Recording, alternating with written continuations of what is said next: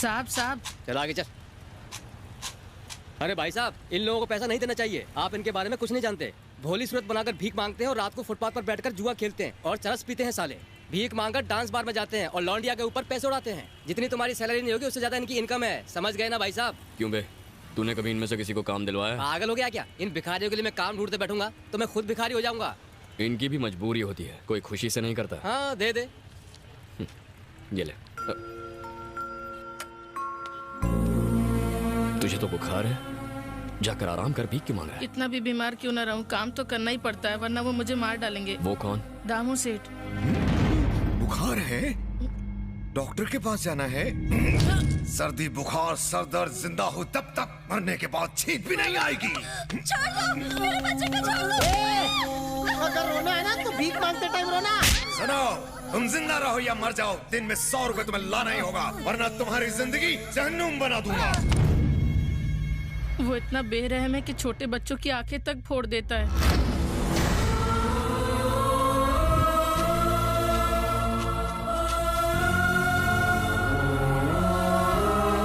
ये बहुत अच्छा डांसर था भैया, बड़ा डांसर बनना चाहता था लेकिन सेठ ने इसका पैर काट दिया।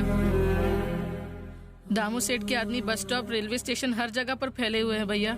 जो भी नया बच्चा आता है वो उसे काम का झांसा देकर फंसा लेते हैं। एक बार जो बच्चा उनके चुंगल में फंस जाता है वो वहाँ से जिंदा कभी नहीं निकल पाता।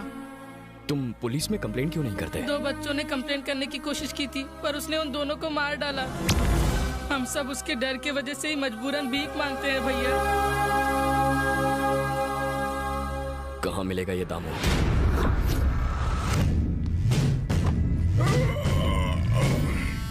तुम सब क्या मेरे बाप की शादी में आए हो या फिर नाइट ड्यूटी वाले हो?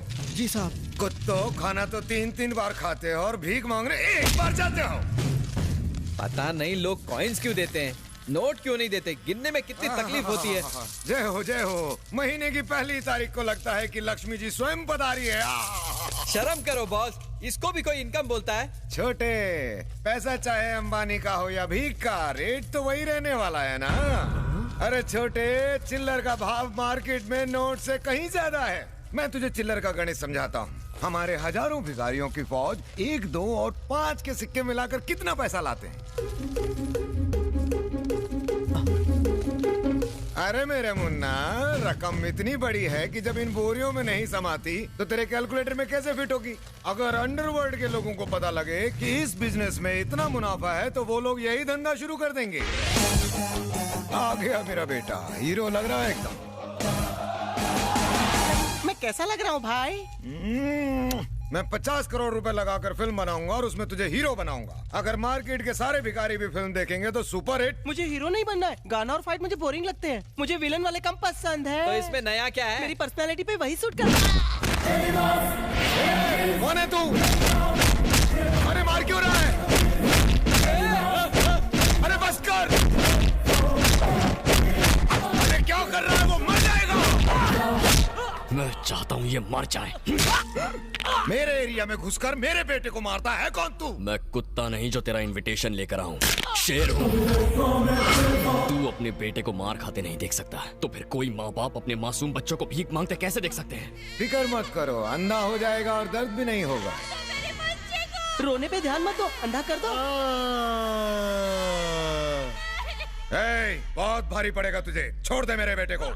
तू क्या मदर टेरेसा का शिष्य है जो इन भिखमंगों का मसीहा बन के तू यहाँ आया है? चढ़े, पता इसे कौन हूँ मैं? ये पूरे शहर में दामू सेठ का राज है। ये बूढ़े बच्चों के हाथ पैर काटकर उनसे भीख मंगवाते हैं। और तू तो कितना चिकना है, तुझे तो भीख भी नहीं मिलेगी। चल निकल यहाँ से। बना दो इसे भी भिखमंगा।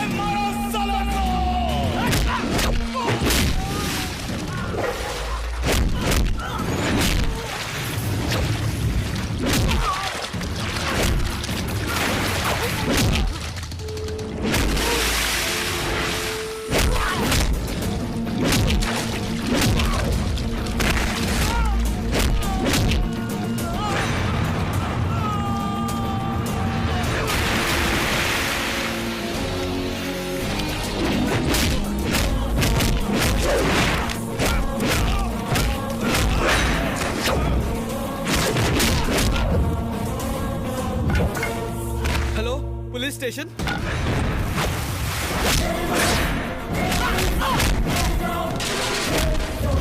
इंसानों से जानवरों जैसा सलूक करता है।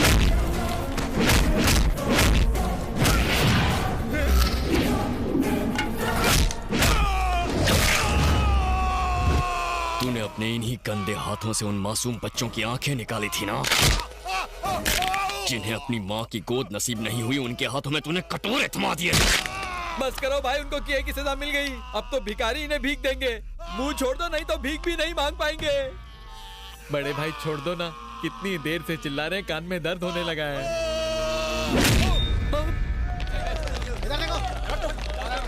सर बुरा मत मानना, ये सलाम ठोकने की हालत में नहीं है। एक छोटी रिक्वेस्ट है, बस करना। जीप में ले जाने की बजाय इन्हें एम्बुलेंस में ले जाइए, कम से कम चक्की तो पीस पाएंगे। अपनी जान खतरे में डालकर आपने बेगस माफिया को एक्सपोज किया, कुछ कहना चाहेंगे? ये काम मीडिया का था, मुझे करना पड़ा। मीडिया का? हाँ, मीडिया का। आपको बस मिनिस्टरों की गाड़ियों के पीछे भागना आता है, पर देश में लाखों बच्चे भीख मांगते हैं, उनका शोषण किया जाता है, अत्याचार होता है, वो नहीं दिखता। टीआरपी रेटिंग बढ़ाने के लिए आप एसएमएस कॉन्टेस्ट चलाते हो। किसी हीरोइन को लड़का होगा या लड़की, फिल्म कितनी हिट है या फ्लॉप है, उसका बिजनेस कितना किया जाएगा, ये देखते हो। पर मासूम बच्चों की क्या हालत हो रही है, ये नजर नहीं आता। मीडिया को पब्लिक के लिए काम करना चाहिए, पब्लिसिटी के लिए नहीं। देखिए, मैं कोई हीरो नहीं हूँ। सोसाइटी में कई लोग अच्छा काम कर रहे हैं। किसी को हार्ट ऑपरेशन के लिए 5 लाख रुपयों की जरूरत थी, कई लोगों ने उनकी मदद की है। उन लोगों के बारे में जनता को बताइए। देश को गुमराह करने के बजाय सही लोगों के बारे में लिखिए, प्लीज। आप असली हीरो है भैया।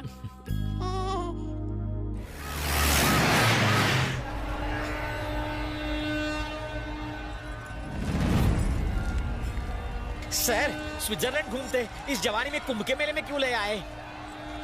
मेरे फ्री ट्रिप के चक्कर में सीबीआई के काफी पैसे घुसे होंगे नहीं? वो बंद रखो, भांजे को फोन ओके सर।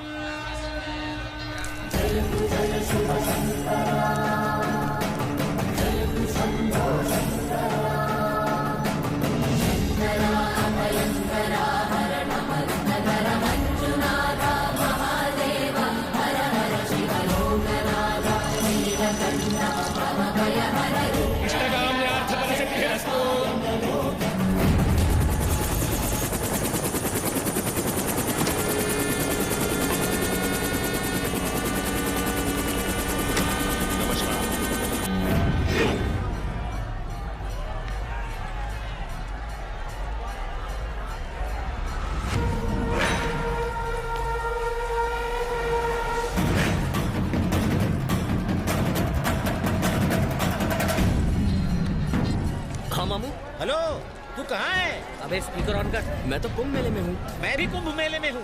आप यहाँ कब आए? वो बात मैं बताऊंगा, पहले ये बता तू है कहाँ? शंकर मंदिर के पास।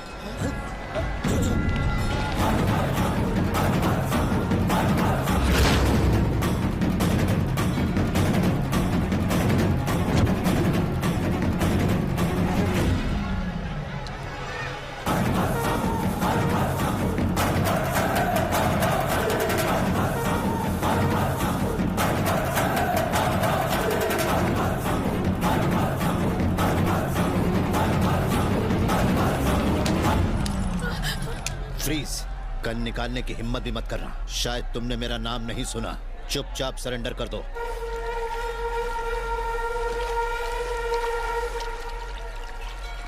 सर, मेरा बेटा एक सॉफ्टवेयर इंजीनियर है, आपको कोई गलतफहमी हो रही है। इंटरोगेशन के बाद सब पता चल जाएगा। अरे, उन्होंने तो भाई को पकड़ लिया। वो हमारा भाई नहीं है। क्या बात कर रहे हो? तुम्हारा भाई कहाँ है?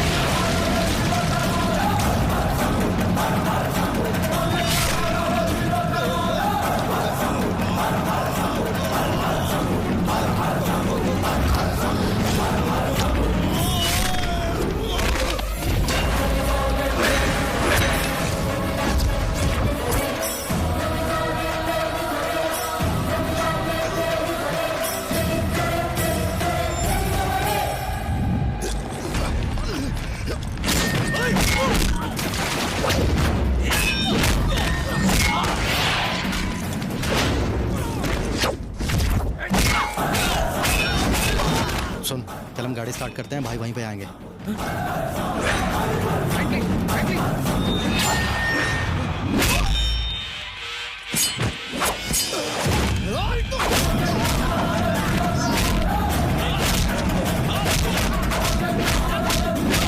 सर प्लीज, हॉस्पिटल हॉस्पिटल चलिए। मुझे लगा ये मर चुका है, पर ये तो जिंदा है। मैं इसे मार डालूंगा। मैं नहीं छोड़ूंगा इसे।